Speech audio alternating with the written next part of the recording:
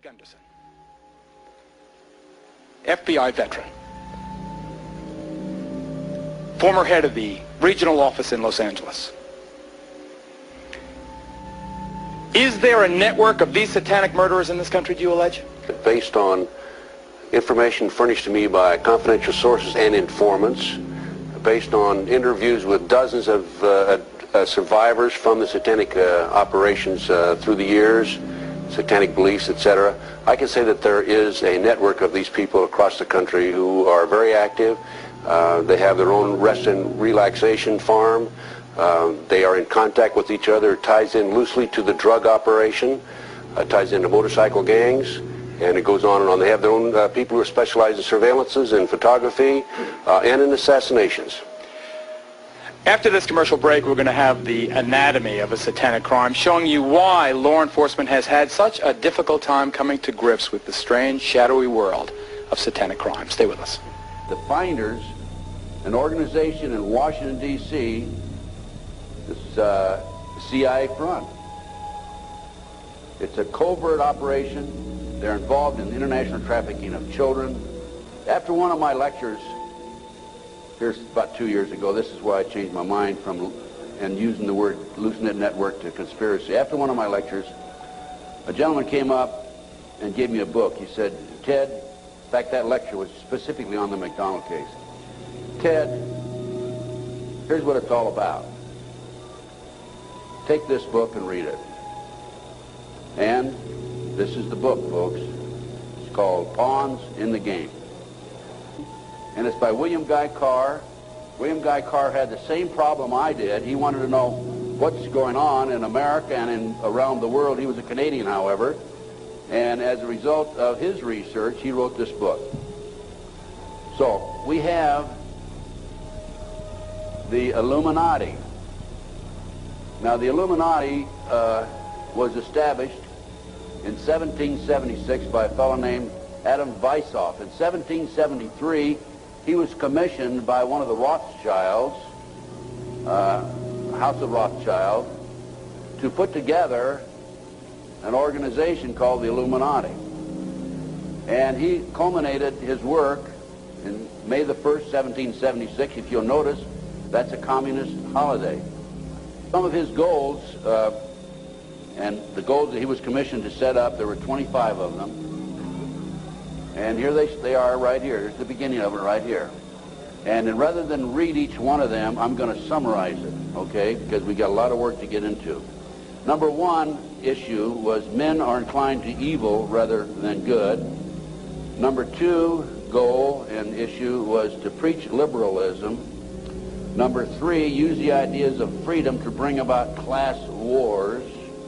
That's what we're doing today. Number four, any and all means should be used to reach our goals as they are justified, any and all means.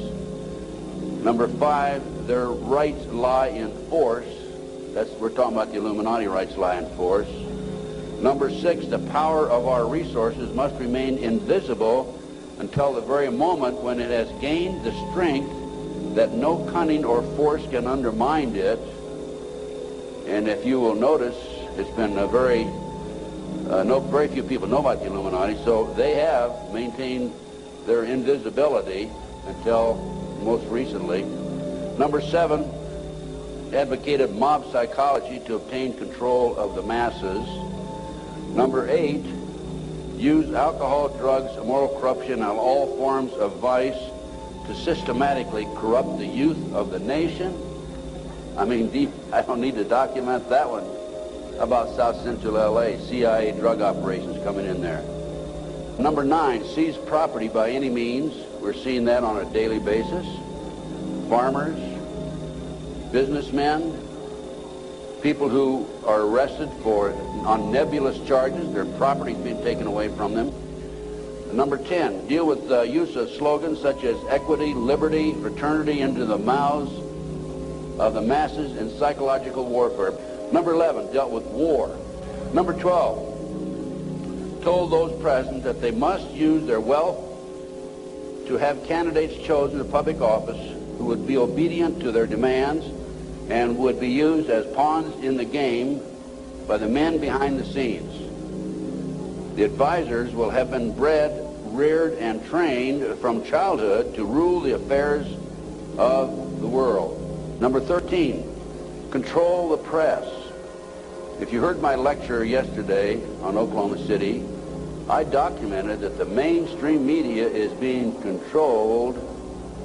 Number 14, their agent tours will come forward after fomenting traumatic situations and appear to be the saviors of the masses when they are actually interested in just the opposite, the killing of the masses. The riots in Watts, the riots in South Central LA, folks. Number 15, create industrial depression and financial panic, unemployment, hunger, shortage of food. Use this to control the masses or the mobs, and use the mobs to wipe out all those who dare to stand in the way. Number 15, create industrial depression and financial panics, unemployment, I've already covered that. Number 16, infiltrate into the secret Freemasonry to be used for their purposes. That's been documented many times. Number 17, expound the value of systematic deception, use high-sounding slogans and phrases, and advocate lavish promises to the masses, even though they cannot be kept. Number 18, detailed plans for resolution, discuss the art of street fighting, which is necessary to bring the population to a speedy subjection. Number 19, use their agent tours as advisors behind the scenes after wars through secret diplomacy to gain control. Number 20, establish huge monopolies toward world government control. Number 21, use high taxes and unfair competition to bring about economic ruin by controlling raw materials, organize agitation among the workers, and subsidizing competitors. GATT, NAFTA. Number 22, build up armaments with police and soldiers sufficient to protect our interests. Number 23, members and leaders of the one world government would be appointed by the director. Okay. Number 24, infiltrate into all classes and levels of society, of government, for the purpose of fooling, bemusing, and corrupting the youth members of society by teaching them theories and principles that we know to be false. Number 25, national and international laws should be used to destroy civilization.